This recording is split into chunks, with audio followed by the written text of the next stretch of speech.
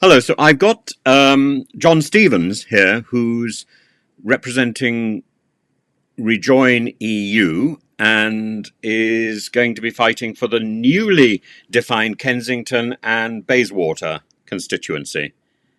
In London. I've That's got right. that. I've got that right, haven't I? Yes. You have. So who are you? So presumably this is currently this is a seat held by a Conservative. It is. Can Miss you? Buchan, Ah, who is a not very well known. She's had a modest career in Parliament, but she was a very convinced leaver so and was a very strong supporter of a hard Brexit. right. So you've got quite a lot to say, but you presumably as Rejoin EU defy that concept. Have you always been against leaving the EU, or are you are I've you always been a believer in European unity, yes. right? Right. Tell me about that. Why is Europe a good thing? It's scale, essentially.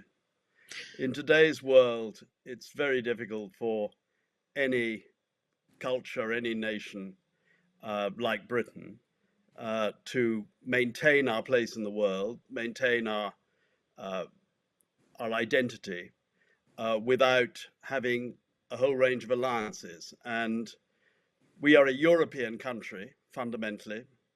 Our entire history is based on European culture. We've been a part of European civilization. And for that civilization to survive in the modern world, when it faces enormous challenges from the rise of Asia in particular, Hmm. we need as much unity as possible. And also from the point of view of prosperity now, you need economies of scale. I mean, the reason why the United States is such a rich country is because it's got a huge internal market. And what Europe is trying to create, and to a large degree is succeeding in creating, is a comparably large single market in which it's possible for new businesses to grow, new technologies to be developed, and all the rest. It's the scale that is required. In a sense, what's happening now in Europe is what uh, created the European nation states of 400 or 500 years ago, or in some cases more recently, in the case of Germany and Italy. That these were uh, people who, in many respects, were profoundly divided, coming together to form a larger unit. Britain became a nation state actually long before most other, in fact, all other European countries. Hmm. And so, in some respects, we don't see this perhaps so clearly. But what is happening in Europe is the beginnings of the creation of a sense of a shared European identity. Well, And could that, I think, is very important. yes, you talk about alliances, but could we not form those alliances from outside Europe in a Brexit form? Could we not recreate our alliances? Well, the power of culture and the power of geography is very great. And there is this suggestion some Brexiteers have had that we should go back to the Anglosphere, that we should sort of in some way recreate parts of the British Empire. We should be in with Canada and Australia and New Zealand, or even conceivably that we should be forming an alliance with the United States. We should be the 51st state of the United States.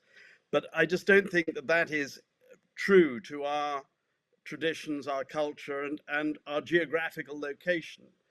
Um, the patterns of world trade now are such, the costs of long distance transport have been increased by the threat of climate change and the energy costs related with transport. Uh, the movement of people is geographically based. It's where we are. Yeah. And to deny geography is a major mistake historically.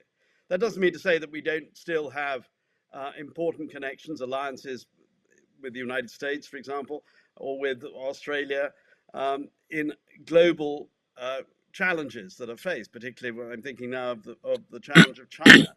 But our key home market, our home culture, is in Europe. So you could have made the speech in the early 1970s, late 1960s. It wouldn't have changed. Do you think anything? Have we made our situation worse by having left? Indeed, we have, because we've actually chosen probably the worst moment in the last 50 years to do this. Um, we've seen 40 years of globalization of the world economy. And that created an illusion that somehow we could survive outside the single market of the European Union, that we could trade with the whole world, that Asia was growing much faster and therefore we should be trading with them, not with the Europeans. But in fact, globalization has now peaked for a range of reasons, principally geostrategic, and the rise of China in particular has changed the whole equation, and the increasing isolationism in America, which we're seeing both with Biden and which we will see even more if President Trump is re-elected, gets back into the White House. A more isolationist America becoming more protectionist, that makes globalization much less powerful as a force. And we risk being isolated between a more protectionist America and a more protectionist Europe. Yeah, I understand that. But if we were to seek re-entry into Europe, surely that is at about exactly the time when there's national movements within Europe at the moment moving to the right and also campaigning to have their own Brexit moment in Germany, for example. Well, no, I think that's a very great misunderstanding of what is going on the right of European politics. It's quite wrong to see the project of European unification as either a left-wing project or a right-wing one, just as the creation of nation states was not, I think in the 19th century of Germany and Italy, was neither a right-wing nor a left-wing. You had liberal nationalism, which saw in the creation of nation states the creation of modern democracies and of mass participation in politics, which had not existed before. But at the same time, you had the darker side, certainly of nationalism, which was about identity politics and potentially racism as the rest. And what gives nationalism its energy is that it is both liberal and reactionary. And the tension between those two is what is both creative and destructive. And what is happening in Europe now on the right, I mean, there are still one or two elements on the right of European politics who want to leave the European Union or dismantle it, but they tend to be those who are actually, in some respects, either consciously or unconsciously, following the agenda of Mr. Putin. What the European right fundamentally represents is a form of European nationalism. They want a united Europe. They just want a different sort of united Europe. They want a united Europe which is following an illiberal agenda on particularly towards immigration and identity, but they still want a united Europe. And you see that in Prime Minister Meloni in Italy. She is all in favor of the euro, for example, because she knows that without the euro, the Italian economy would collapse. You see this also in Vox in Spain. You're even seeing it now in the Rassemblement National in France, endeavoring to modify its position and saying that it is actually absolutely committed to the euro, absolutely committed to the European Union. I mean, these are the British press always believe that the continental right are like the British right, that they don't like the EU and they want to dismantle it. That's completely untrue. What they want is a very different sort of EU. And the battle in Europe is going to be whether we have a unification that is fundamentally liberal and progressive, or one which has the dangers, at least, of a darker side. And that is a very important reason for being part of that process and shaping it, because we have a huge tradition of democracy and liberalism in Britain, tolerance in Britain, and we could make a real difference. We're going to be shaped by the way Europe becomes, whether we're in or out. We have a chance of participating in that shaping process and imposing our view upon it. Yes, absolutely. Now, look, you also mentioned you also mentioned how this challenge against the European unity and towards this sort of crypto nationalism might have been inspired by people who admire Putin, and I think we have one of those in Britain who went down that path of saying he admired Putin, though he's now trying to pull back from that position. And I'm thinking Mr. Farage. Well, there's no question that Brexit um, has a significant Russian contribution to it. And this is not just UKIP. I mean, it's also elements in the Conservative Party. There was an organization called Conservative Friends of Russia, Hmm.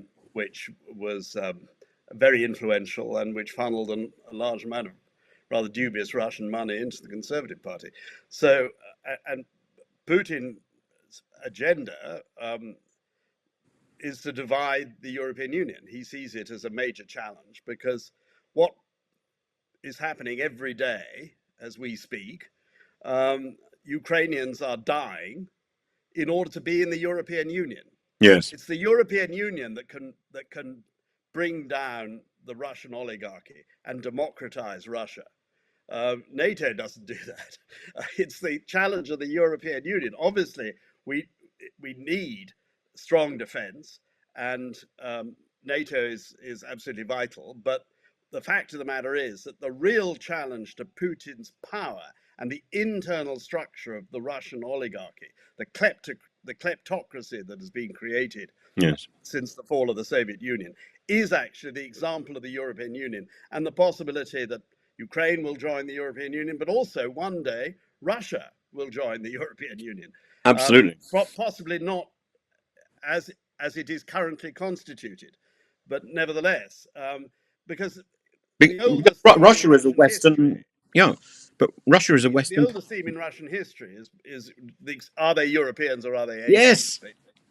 And the European Union represents the European example, the European model, European culture, Yes. and values in in a Russian context, and that's why Putin hates it. Yes. Yes. No, I entirely agree. The positive side of Russia is very European. It's but the Putin thing. Yeah. No. But Can Putin has we? sold his country to China. I mean, he Yes. claims to be a great patriot, but in fact, he's restored the Tatar yoke, Yes. which, I mean, the Mongols ruled Russia for 500 years. And Russia was created as a European reconquest of the areas that had been seized by an Asiatic power. And what uh, Putin is doing, he's become a puppet of Xi and the Chinese. Yes. The Russian economy is increasingly dependent upon China. And in fact, the Russian war effort is increasingly dependent upon China.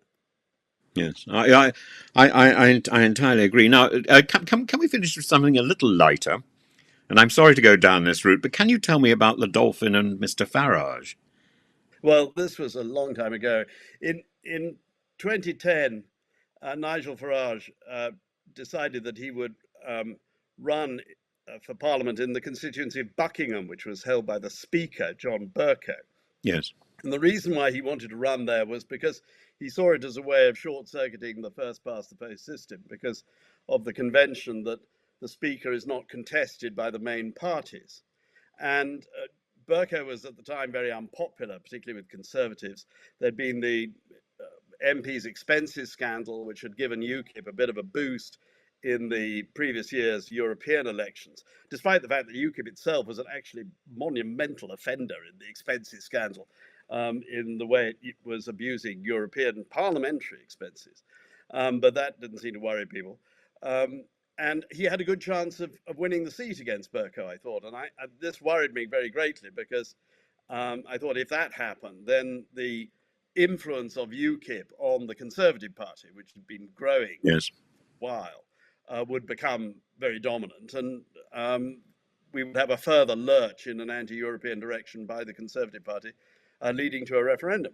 And the so that's why I decided to run against him. And we simply had a dolphin because it was a symbol of people flipping their houses in order to get better expenses and flipping the details of their travel arrangements. I mean, this is what Farage had done. And that's why we used the dolphin. But I mean, I'm afraid my campaigning skills were so slim that it's the dolphin that is remembered. But we beat him. I mean, we beat him into third place. And I'd Yes. hoped then, in fact, I was pretty convinced then that would have persuaded Cameron, who then had just become Prime Minister, that he needn't be frightened of UKIP. He needn't continue to appease them. But unfortunately, he disagreed with that. Yes, absolutely. And so history is made. Well, look, I wish you all the very best on July We the haven't 4th. talked much about Kensington, I'm afraid. Oh, I said we should, shouldn't we? Yes. What are the issues there? Well Well, done. the thing about Kensington is that it has a number of symbolic significance. I mean, it's where I was brought up as a child, and I Mhm. lived there for a long time. My family still live there. Um, the so I know it well. But it is a very significant seat. Firstly, it is a classic, or was at any rate, a classic Conservative seat. It's full of mainstream traditional Conservatives, most of whom voted to remain in the European Union, and it has a symbolic significance for that. But it is also a seat that represents a lot of the problems, not just of London, but of the country. It's profoundly divided between North and South. It's one of the most divided constituencies economically in the country, because the South is one of the richest places in Britain, if not, and indeed in Europe. Whereas the further north you go, the more deprived it is, and it has Mhm. Grenfell Tower, it has Trellick Tower, it has a range of areas that are still very deprived, and so it does symbolise the causes of Brexit, because in many respects Brexit was a rebellion by those who had been left behind by the growth of the last 30 or 40 years. By the losers of the free market economy that we have had in the last 30 or 40 years.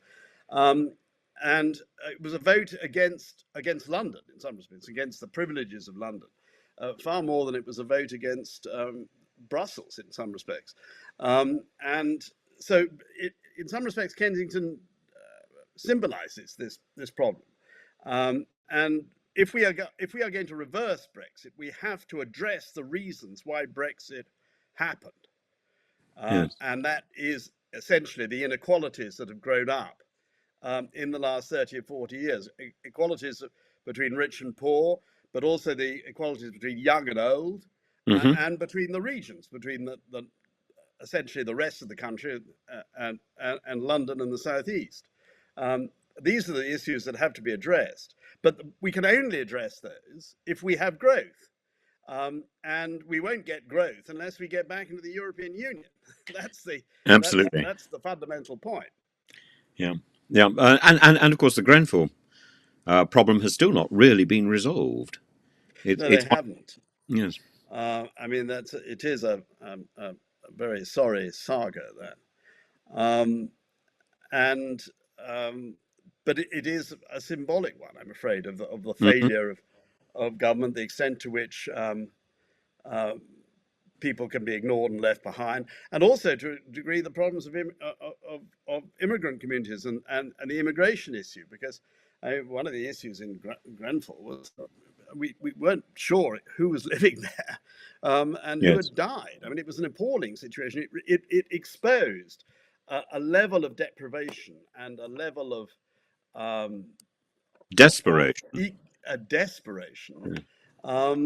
that a lot of people, particularly living not very far south, were entirely oblivious of. Yes. And sadly, it also exposed in the initial response the indifference of Mrs. May and of government to that problem.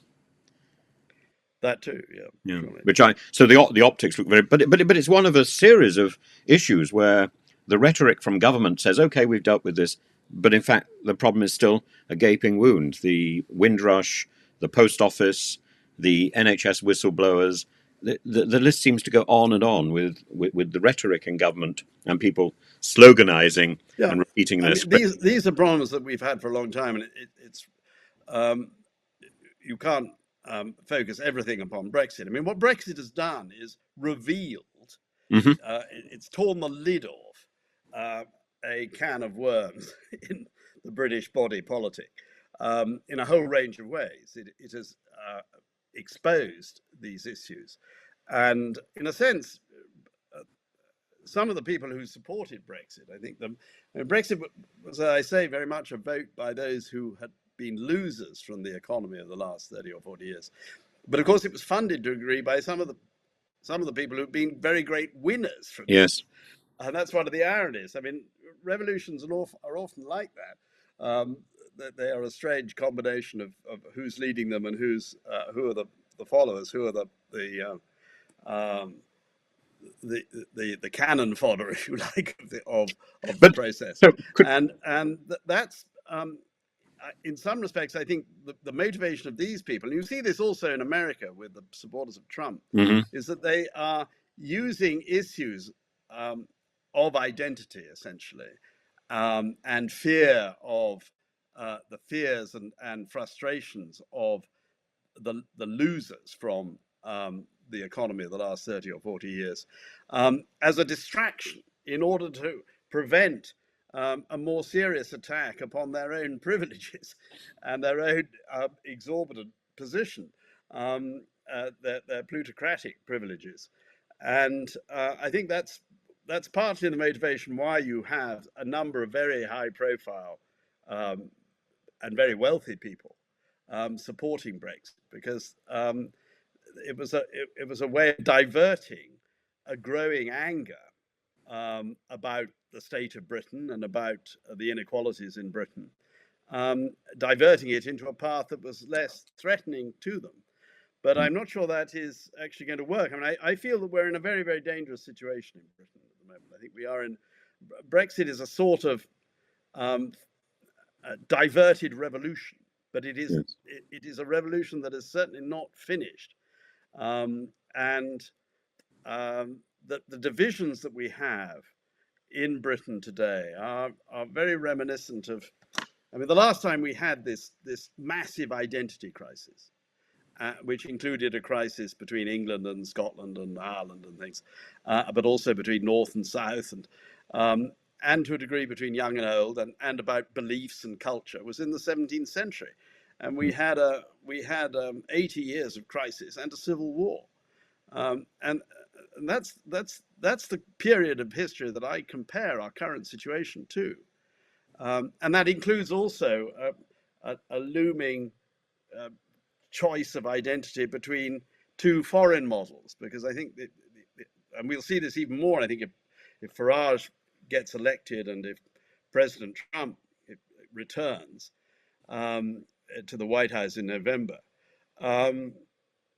we will find being torn between an American model and a European model, and I think that's also very dangerous. Yes. And that's what we had in the 17th century. We were torn between essentially a French absolutist model and a Dutch, more oligarchic, not exactly democratic, but a more parliamentary model, if you like. But as I say, it tore us apart, and we face a comparable danger today, I think. Yes. And I'm very concerned about the impact of Farage and of Trump if he gets elected, particularly on my political tradition, because I used to be a conservative. I think that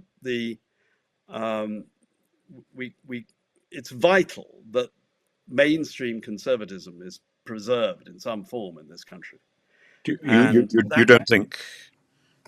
not think we're heading for the annihilation of the Conservative Party? I don't think that the Conservative Party is going to be annihilated in the sense that it is a smaller party than the Liberal Democrats. I mean, I think it will still be there. The question is what happens after this election. Is there a future for mainstream conservatism, or is what's left of the Conservative Party going to be simply captured by reform, the Farage tendency, or people who share his views even if they don't want him on the scene because they want to run the show themselves? I mean, I'm thinking of Kemi Badenoch and people who yes, I think are less enamored of Farage's rise because they hope to be leaders of the Conservative Party themselves. Absolutely. The crucial point for the future of the moderate right in Britain, it is absolutely vital that there is an admission that Brexit has been a disaster and should be reversed. I mean, until Conservatives can face up to the fact that Brexit was a monstrous error, there is no hope for them. Yes. And they will be prisoners entirely of Farage or Trump or whoever else is on that wing playing for that to that audience. Brexit is the albatross round centre-right politics in Britain. Absolutely. And that albatross has to be cut away and thrown in the sea. But simply reversing Brexit will not solve the problems, because the underlying problems, as you pointed out, have now been revealed. Well, the Brexit is reversing Brexit is a first stage. A very important part of addressing the problems which have been indeed revealed by the whole controversy over Europe. Because what the fundamental way of addressing the issues that we face is growth, is economic performance. And without rejoining the single market, without rejoining the European Union as a whole, because there's no point being in the single market without being in the European Union. You're a rule taker. Yeah. And equally accepting what rejoining the European Union will entail, which in my view would include joining the euro. Yes. I mean, we need a very substantial shift in favor of being fully integrated into the continental scale European market. It is the only one truly available for us. It's an illusion to suppose that we can join the American single market. That's not going to happen. Yes. America is becoming more and more protectionist. The only available option for us to have the economies of scale that will give us the growth which we need to address the problems of inequality, the problems of poor education, poor investment in infrastructure, poor investment in public services. I mean, the list is a very long one, and we're all familiar with it. We need growth. That's the heart of the matter. Now, the Labour Party is talking about growth, but they've got no answer to growth, because as long as they go on saying they want to make Brexit work, they're completely screwed on growth. Yes. Yes, absolutely. Well, thank you. It's quite refreshing to hear hear this approach, and undoubtedly you would defy Andrea Leadsom and say that there are no benefits to Brexit. Well, I'm not sure what Andrea Leadsom said. Well, I think the only benefit, when pressed, the only dictator at any great length. Yeah. No, when pressed, the only benefit she could actually cite was the vaccine, and that I think was not. I mean, that's ridiculous. I mean, she is a fairly absurd figure. I think I don't think we need waste our time on that. Now, I mean, the crucial message I'm trying to get across in this election is that, look, the Labour Party has won this election.